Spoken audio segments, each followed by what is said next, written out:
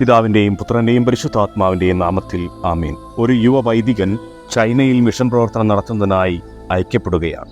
അവിടേക്ക് പോകുന്നതിന് മുമ്പ് ലിസ്യുവിലുള്ള കർമ്മലീത്ത മഠത്തിലേക്ക് തന്റെ നിയോഗം പൂർത്തീകരിക്കുവാൻ ഒരു സന്യാസിനിയെ കൊണ്ട് എല്ലാ ദിവസവും പ്രാർത്ഥിപ്പിക്കണമെന്ന് അപേക്ഷിച്ചുകൊണ്ട് ഒരു കത്ത് എഴുതി.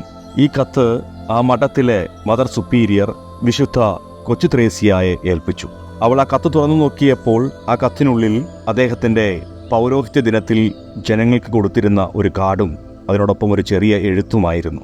ആ എഴുത്തിൽ ഇപ്രകാരം അദ്ദേഹം എഴുതി വച്ചു: ഭൂമിയിൽ നമ്മൾ ഒരുമിച്ച് ജോലി ചെയ്യുന്നു, അതിന്റെ ഫലം നമ്മൾ സ്വർഗത്തിൽ അനുഭവിക്കും. വിശുദ്ധ കൊച്ചു ത്രേസ്യയ്ക്ക് സഹോദരന്മാർ ആരുമുണ്ടായിരുന്നില്ല. 4 സഹോദരിമാർ മാത്രമേ ഉണ്ടായിരുന്നു. അതുകൊണ്ട് തന്നെ ഈ വൈദികനെ അവൾ സ്വന്തം സഹോദരനായി സ്വീകരിച്ചു. അതിനുശേഷം വിശുദ്ധ കൊച്ചു ത്രേസ്യ ഈ സഹോദരന് ഇപ്രകാരം എഴുതി: നിന്റെ ദൗത്യം പൂർത്തീകരിക്കുന്നതിന് വേണ്ടി ഞാൻ നിനക്ക് വേണ്ടി പ്രാർത്ഥിക്കും. നീ അവിടെ സങ്കടങ്ങൾ അല്ലെങ്കിൽ സഹനങ്ങൾ അനുഭവിക്കുന്ന സമയത്ത് ഞാനിവിടെ സന്തോഷിക്കാതിരിക്കുവാൻ വേണ്ടി ഞാൻ ദൈവത്തോട് പ്രാർത്ഥിക്കും. നമുക്കെല്ലാവർക്കും അറിയാം, വളരെ കുറച്ചു കാലം മാത്രമേ വിശുദ്ധ കൊച്ചു ത്രേസ്യ ലോകത്തിൽ ജീവിച്ചുള്ളൂ. അവൾ മരണമടഞ്ഞതിന് ശേഷം തന്റെ ആത്മീയ സഹോദരന് വേണ്ടി സ്വർഗത്തിലിരുന്നു കൊണ്ട് അവൾ മാധ്യസ്ഥം അപേക്ഷിച്ചു. അതുകൊണ്ട് തന്നെയാണ് ഇന്ന് മിഷൻ പ്രവർത്തനങ്ങളുടെ ആഗോള മധ്യസ്ഥയായിട്ട് വിശുദ്ധ കൊച്ചു ത്രേസ്യ അറിയപ്പെടുന്നത്. നമ്മളെല്ലാവരും ഈ വിശുദ്ധ കൊച്ചു ത്രേസ്യയെ പോലെ മിഷൻ പ്രവർത്തനം നടത്തുവാൻ വിളിക്കപ്പെട്ടവരാണ്, അല്ലെങ്കിൽ മിഷൻ പ്രവർത്തനങ്ങളെ സംരക്ഷിക്കുവാനും പിന്തുണയ്ക്കുവാനും വിളിക്കപ്പെട്ടവരാണ്. ഒരു വൈദികനോ ഒരു സന്യാസിനിയോ നമ്മുടെ കുടുംബത്തിൽ നിന്ന് ഉണ്ടാകണമെന്ന് യാതൊരു നിർബന്ധവുമില്ല.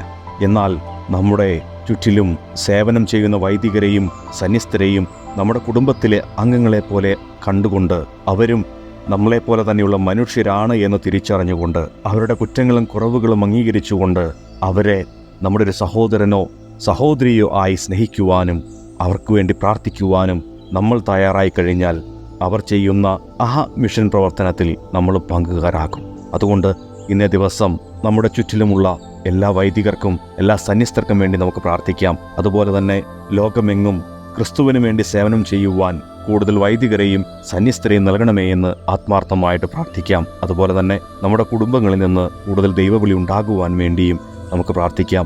ദൈവമേ, ഞങ്ങളുടെ ഈ നിയോഗങ്ങൾ ഏറ്റെടുക്കണമേ എന്ന് ആത്മാർത്ഥമായിട്ട് നമുക്ക് ആഗ്രഹിച്ച് പ്രാർത്ഥിക്കാം. പിതാവിൻ്റെയും പുത്രൻ്റെയും പരിശുദ്ധാത്മാവിൻ്റെയും നാമത്തിൽ ആമേൻ. പുഞ്ചിരിപ്പൂക്കളുമായി അമ്മേ നിൻ സവിധേ സ്വീകരിച്ചിടണമേ. അമ്മേ മാതാവേ, അമ്മതൻ കൈകളാൽ താങ്ങിടേണമേ. നീലമിലങ്കിക്കുള്ളിൽ എന്നെ കാത്ത് സൂക്ഷിക്കണമേ. നീലമിലങ്കിക്കുള്ളിൽ എന്നെ കാത്ത് സൂക്ഷിക്കണമേ. അമ്മേ